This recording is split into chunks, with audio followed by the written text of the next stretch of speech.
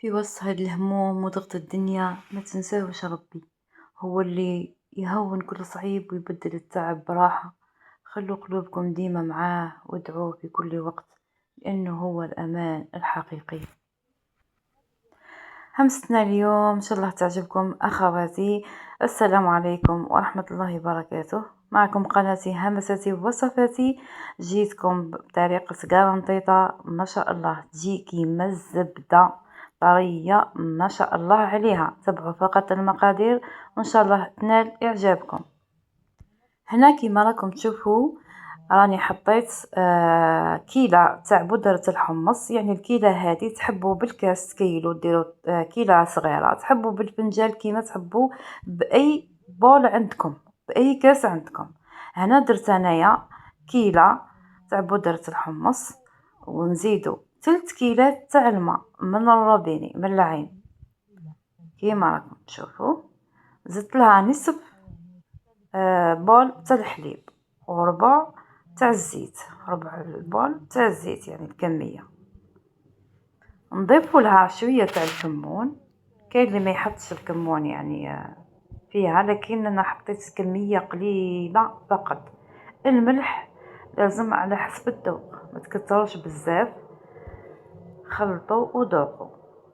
هنا ضفت بيضة، يعني هذه اضافة فقط، الكرنبيط الاصلية ما يحطوش فيها، لكن هذه اضافة يعني ما هكا بروتين وفيتامين.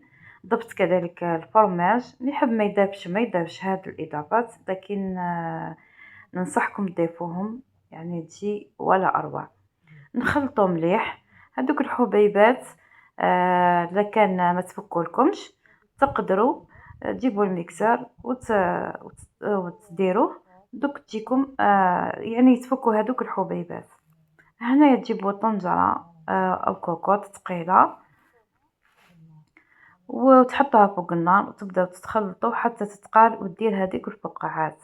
الكرنبيطة الاصليه راهي يعني تتحط طول سائله، لكن الأغلب ما ينجحش فيها، لكن هذه الطريقة جربوها، راهي نصف الطياب وتنجح معاكم من أول مرة. هنا بدات تقلي، يعني ما تخليوهاش حتى تولي يابسة. كي تشوفوا الفقاعات هذوك بداو طفيو عليها.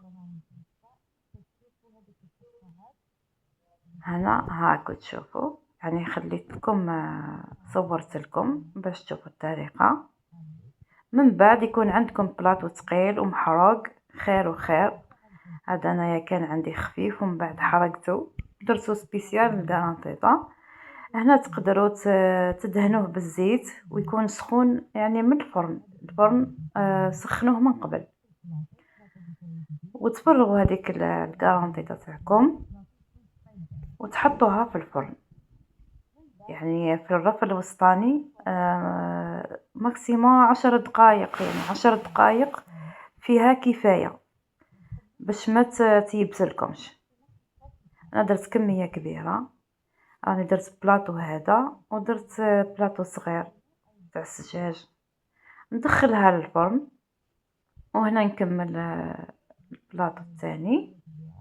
كي طيب الاخر نزيد نكمل هذا، بس عندي العائله درت بزاف.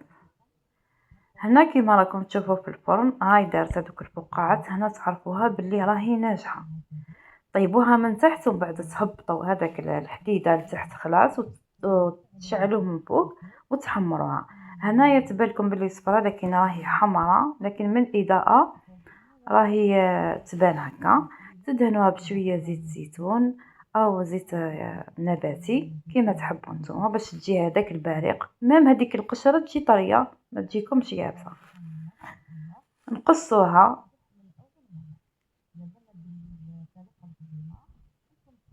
هكذا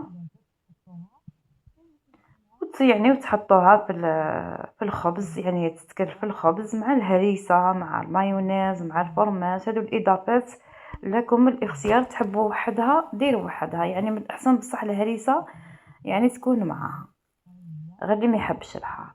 هاكو كيما تشوفوا طريه وتقعد ميم تقعد في الليل الغدوه تقعد طريه. تزيدوا بق دفيوها، يعني حطوها في الكوشه دير شويه تولي كانها جديده. هاي الصورة غنية عن التعريف. طريه كيما الفرماج وبنينه تهبل تهبل. ان شاء الله تبعوا الطريقه وتنجح معاكم. راهي قناتي هذه قناه جديده، ان شاء الله تدعموني اخواتي، ما تنسونيش لايك وتعليق.